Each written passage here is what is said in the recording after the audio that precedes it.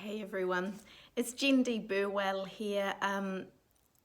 There's no power where I am at the moment, so I'm just recording a few Holy Tuesday and Holy Week thoughts for our community so that we can journey together through this week, even if we're not physically together because we're spread out around a long place and people are at work and people are at home, or different COVID situations. So anyhow, Tuesday we're going through Mark's gospel because it lays it out day by day, and it's backwards in this camera.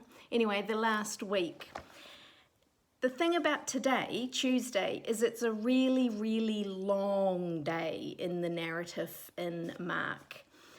There's a little bit of a throwback to yesterday's fig tree in Mark chapter 11 verses 20 onwards, and then Tuesday goes right through to Mark 13 verse 37. So kind of two whole chapters. It's the longest day this week that's recorded. And it is full of great narrative and great story and great teachings from Christ. 2/3 of it is full of conflict with the temple authorities, the religious leaders. They're trying to trap him because the crowds love him, and so there's a lot of that going on, which is kind of interesting. And then 1/3 of it is kind of warning of the destruction of Jerusalem, destruction of the temple. And oh my gosh, where to start? So I'm only going to consider that weird fig tree thing from yesterday because it starts again with that today. Now, one thing that is needed always to remember when we're reading scripture is there is ancient context and ancient literary habits and patterns. So talk of a fig tree and then talk about the temple yesterday and the cleansing of the temple, and then talking again about the fig tree, puts those things together. It's like little bookmarks or little brackets, if you like.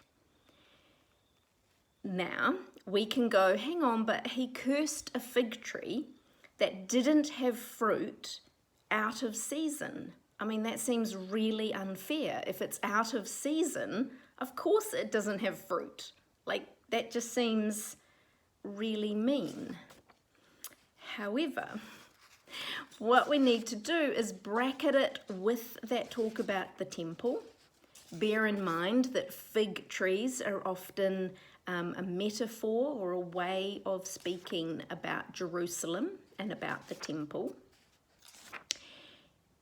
And this fig tree was covered in leaves, but no fruit. That's the key. And when we think that it's not a fig tree he's talking about, it's Jerusalem, it's us now. One of the things I love about Jesus, now I grew up without any of this, okay? Knew nothing. Had my views that all religion was a load of bollocks and was just jumped up, self-righteous people.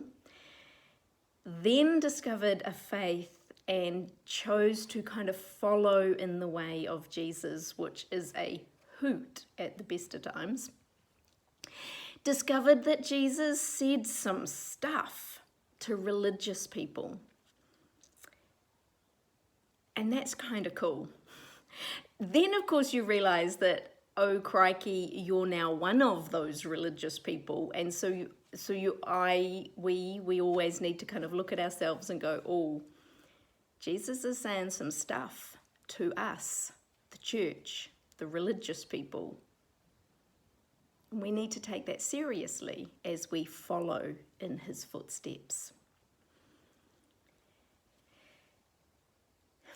Jesus was saying, when you're full of leaf, when you're all show ponying around, when all your religious leaf is on flower, is on show. You know, you look really good. You look like you're going to be super fruitful. But it's all just for show. It's all just empty. There is no fruit in your life. No Galatians 5:22 for the fruit. The fruit of the Spirit is love, joy, peace, hope, you know, those things. We all know what the word fruit, when there is no tangible evidence and goodness in your life, but there is all the right external things, you look so good. I used to kind of think, you know, you smell like a good Christian, but there's no evidence of it in the outworkings of your life. Now that I'm kind of one of those, it can be a little bit like, oh, Jendi, do that work on yourself. Where are you show ponying and look very good on the outside, but the fruit is less than maybe it should be. And that's okay, because we're all like that. But we be honest about that and we do the work. I liken it, I've started gardening again recently, and last season I grew potatoes, okay? So lots and lots and lots and lots of potatoes. I was so super excited because they looked great. They grew great big potato, you know, green bits above the ground. They flowered. It was all super exciting until I dug them.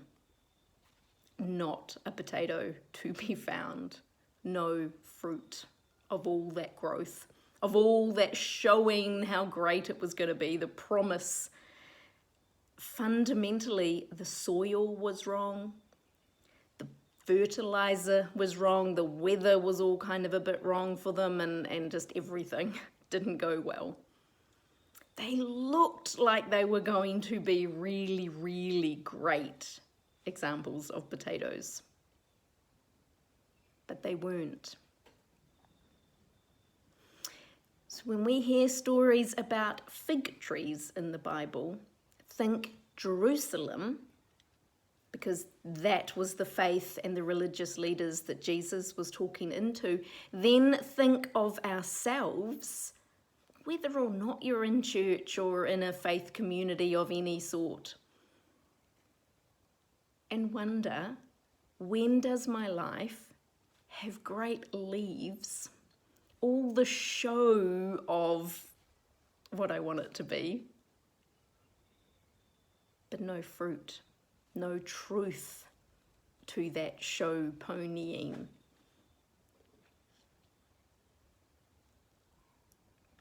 There's a lot more in today as well. You don't get 2 chapters of the Bible with loads of parable and teachings from Christ without a lot that we could learn today.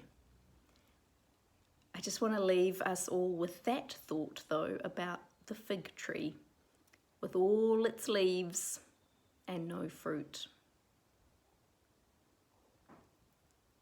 And are we courageous enough to look at ourselves and think, when do we do such good show-off kind of things in our lives or in our religious practices? You know, we march the cross around and we do the right liturgy and we have all the right religious paraphernalia going on. And that's lovely, great, yay. Is there fruit? It is the fruit that matters. I bid you farewell. Hopefully our power will be on soon. And I hope you have a super, super Tuesday. And I'll see you again tomorrow for a few random thoughts about Wednesday. God bless. Take care. See ya.